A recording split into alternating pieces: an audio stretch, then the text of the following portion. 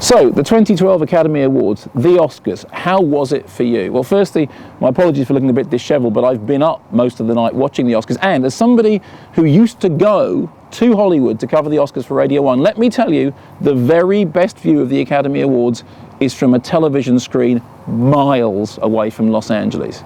So how did it go? Well, let's begin with the howling errors, the omissions, the gross oversights. Firstly, and most obviously, nothing whatsoever in the nominations for the very best film of the year. We need to talk about Kevin. Should have been up there for Best Picture. What on earth was extremely long and incredibly crass doing there? Should have been up for Best Director. Lynn Ramsey, one of the finest directors working in cinema today. Tilda Swinton, who at the Kermode Awards shared her Best Actress honour with Olivia Colman. Again, why no nominations? An outrageous oversight. Even more outrageous, the absence of Senna from the Best Documentary category. Senna, you'll remember, won not one, but two significant awards at the BAFTAs. The fact that it wasn't even nominated made this year's Best Documentary category something of a joke. Then there were those that were nominated, but the awards didn't fall as I would have liked. Personally, I would have loved to have seen Gary Oldman winning Best Actor for Tinker Tailor Soldier Spy, but I think we kind of knew after the BAFTAs that that wasn't going to happen. More disappointingly, Tinker Tailor Soldier Spy really should have gone home with the Oscar for Best Adapted Screenplay. It's a brilliant adaptation, and I think that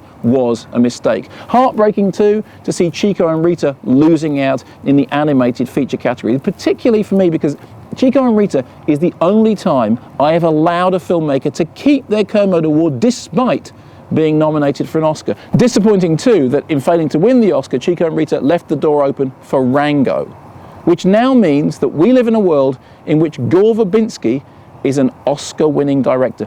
Just think about that. But those problems aside, let's accentuate the positive. Two big winners of the night, The Artist and Hugo. Both 5 wins, both significant wins, and both, in my opinion, very worthy films. It's funny just how quickly everyone got used to and then bored with the idea that a black and white, near-silent 4:3 film with an international cast was about to win the Oscar for Best Picture. People saying, oh yeah, well, The Artist's going to sweep the board, it's going to be like Titanic, why are we interested? Why are we interested? Because a black and white, near-silent 4:3 feature with an international cast just won the award for Best Picture. That is really something to be pleased about. Cast your mind back to 9 months ago when the critics at Cannes were raving about The Artist and everyone was saying, yeah, well, that's just a critic's affectation. That's just critics showing off about liking silent movies. No, it's because the film works. And the reason the film works is it's a good story, well told, using the right techniques for that story. Now, interestingly enough, that's a very good companion piece with Hugo. At one end of the scale, completely different movie, very, very high tech. It's 3D, it's full of complex visual effects. And on a side note, how lovely to see at this year's Oscars nods for Doug Trumbull and Dick Smith, who are my real heroes when I first started getting interested in cinema. But Hugo, like The Artist, is a film made by somebody who knows, loves, and appreciates the history of cinema.